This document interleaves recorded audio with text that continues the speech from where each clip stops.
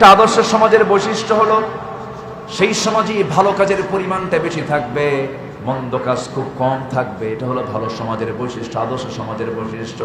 কিন্তু আমরা দুঃখজনক হলো সত্য যে সমাজে বসবাস করছি, ভালো কাজ বেশি না মন্দ কাজ বেশি?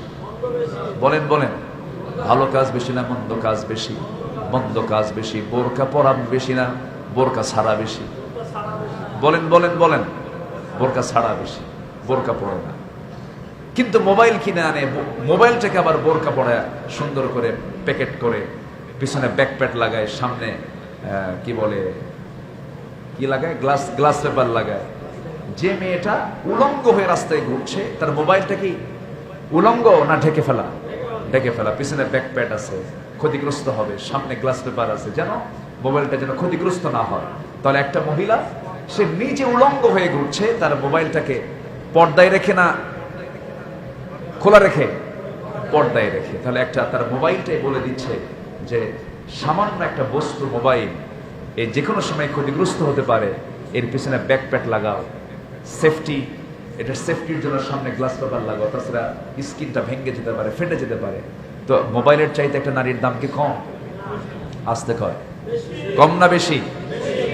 একটা প্রাণী আছে, সেই প্রাণী আমাদের চোখে তেমন পড়ে না, ডাঙ্গায় ডিম পারে আর পানিতে বসবাস করে। কি নাম?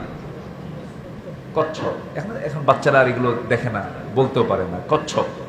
এই কচ্ছপটা যখন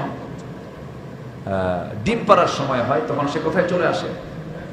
শুকনায় চলে আসে, ডাঙ্গায় চলে আসে। আর বসবাস করে কোথায়? পানিতে। এখন এই পানিতে বসবাস করে কচ্ছপটা, ডিমটা যে ডাঙ্গায় থাকে, ডিমের উপরে যদি তাপ না দেওয়া হয়, যেরকম মুরগি ডিম ওর যখন দেওয়া শেষ হলো, এরপর ডিম থেকে বাচ্চা প্রসব করার জন্য ওই মুরগির দায়িত্ব কি? কিসে বসে? এলাকায় কি কয়? বাতে বসে। আচ্ছা, ওর উপরে বসে 21 দিন 22 দিন বসার পরে তাপ দিলে এরপরে বাচ্চা ফুটে বের হয়। এখন এই কচ্ছপটার তো আর এই তাপ দেওয়ার সময় নেই, ও তো থাকে পানিতে। কিন্তু ডিমটা রেখে আসছে কোথায়? ডাঙ্গায়, স্থলভাগে। এখন এটা ফাটবে কেমনে, এটা তাপ দেবে কেমনে? এই কচ্ছপের বাচ্চার এই ডিম থেকে বাচ্চাটা ফুটবে কেমনে? সায়েন্স বলতেছে সে মাঝে মাঝে ওই পানি থেকেই মাঝে মাঝে ওই ডিমটার দিকে নজর দেয়। কি দেয়?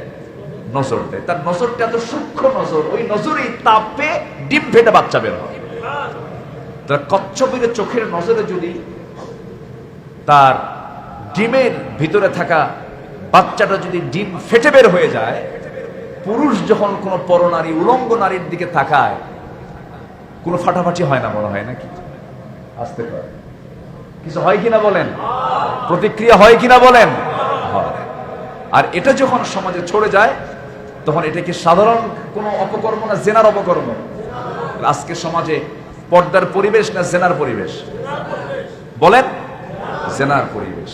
এই জেনার পরিবেশ, এটাকে বন্ধ করার জন্য, অনিসলামী পরিবেশকে বন্ধ করার জন্য ইসলামটা দরকার। শুধু ব্যক্তিগত জীবনে, রাষ্ট্রীয় জীবনে। রাষ্ট্রীয় জীবনে, রাষ্ট্র মানে হলো মাথা। মাথা ঠিক হলে সব ঠিক। মাথা ঠিক হলে কি? সব ঠিক। আর মাথা পচা হলে সব পচা।